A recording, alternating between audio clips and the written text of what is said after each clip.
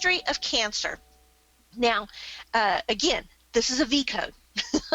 We're dealing with a V code here for history of cancer. But understanding primary, secondary, and personal history of cancer, this can get really confusing, especially when you're just starting out in coding. And Laureen and I had a discussion on this last month where I thought something was done a certain way because that's the way I had been taught, or either I had seen, a part of the guideline that I'm going to show you. And then, then I went back, she reminded me, and, I'm the ICD person and she's more of the CPT, and she's like, this doesn't sound right. So I went and really did some more investigating. I even double checked with Joanne, who you met earlier, to say, is this the way you see this too?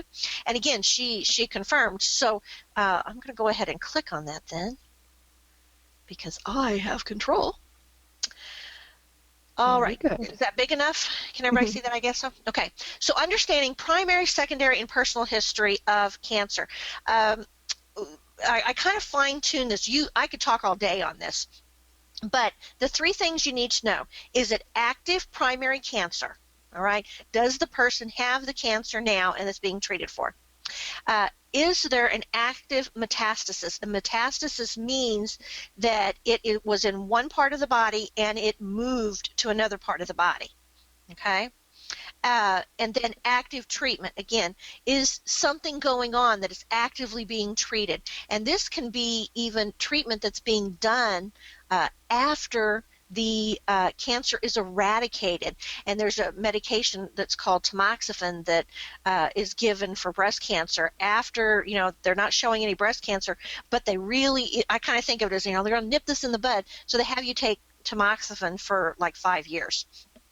So that's the three things you need to think about when we get into these sections. Now, there's two major guideline areas that we need to go over when we want to understand the history of cancer and how we code for that, as well as the understanding the primary and secondary portion.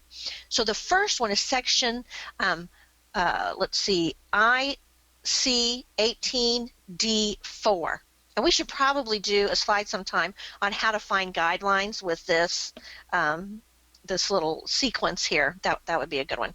So I went ahead and copied it out. It's personal history codes explain a patient's past medical condition that no longer exists and is not receiving any treatment, but that has the potential for reoccurrence and therefore may require continue monitoring. So when we think about the V codes that we talked about just a minute ago, a personal history of breast cancer, we'll use that one, but let's think of some other ones. If you've had a personal history of, let's see, I'm trying to think of something off the top of my head, maybe a CVA, or some other kind of a condition, that's really, really pertinent to the ongoing care, not only, again, for your treatment, but for statistical purposes, right? So the guideline, that's very straightforward. That's all personal history codes.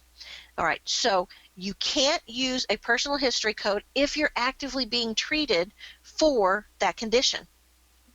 Simple as that. Makes sense, but let's throw in a guideline that deals with cancer specifically, and that's in section IC2D.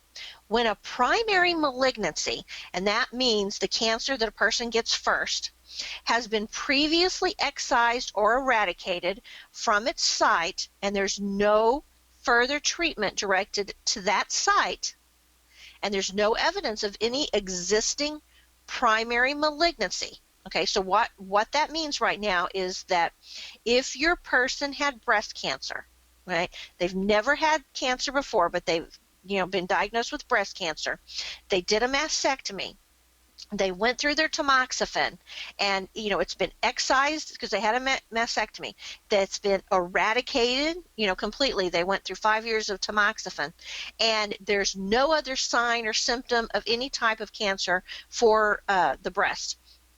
Then you can use a V code, a personal history V code. All right, let's see. And that would be a code from category V10. Personal history of malignant neoplasm should be used to indicate the former site of malignancy. Right? Statistical, you can see why this is important. If a person did take tamoxifen for 5 years versus a person that didn't take tamoxifen, statistically they can tell how many people got cancer again and how many people didn't. Uh, any mention of extension, invasion, or metastasis to another site is coded as a secondary malignant neoplasm to that site. We understand that's the secondary or metastasis, and we know primary and secondary cancers. The secondary site may be the principal or first listed with the V code used as a secondary code. Right? So unlike up here in this section where they're talking about, you no longer are getting any treatment to be able to use a history code. Cancer is a little bit different because you can have cancer come back and be and it would be considered a metastasis no matter where it went in your body. And they know that there's some cancers that if you're going to get another cancer, they'll say, well, this particular cancer, if you get another cancer, it's going to be in the bone or the brain, because statistically they know that because of the coding that's been done. Or they may say, if you have this particular cancer, it's going to go in the lung. It likes to go there. So I came up with some scenarios, and let's talk about them. So this is Mrs. Green. I always like doing colors. And Mrs. Green, in the first case, diagnosis. Mrs. Green is a 45-year-old female, status post-mastectomy for breast cancer. Continue current treatment of tamoxifen. All right? She's had a mastectomy. All right, it's been removed, but she's actively being treated with tamoxifen.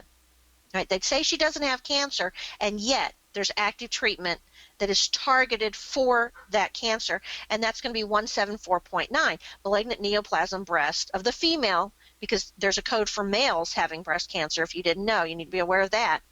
Unspecified, straightforward. Okay, now let's change this. Let's say this is much later in life. Mrs. Green is an 85-year-old female, status post-mastectomy for breast cancer, no current treatment, and biopsy for lung cancer is positive. So she came in and they took down her history. They know she had a mastectomy at one point, but she's not getting any treatment anymore for the breast cancer, but now they've got a positive diagnosis for lung cancer, right? So how do we do that? Okay, the secondary malignant neoplasm is the lung. It's not the primary, it's not the first cancer that she had. It's a second cancer. So it's going to be 197.0, and you code that first. Okay, but she has a personal history of breast cancer that's getting no treatment whatsoever. That would be the V10.3. Right, so now you've painted a history. You have told statistically that Mrs. Green had breast cancer at one time in her life, and now she has lung cancer. Okay, so now let's talk about Mrs. Green at 49. When she's 49 years old, female, she's status post-mastectomy for breast cancer. Patient currently is taking tamoxifen, and a biopsy returned from path positive for lung cancer. All right, that changes things a little bit, right?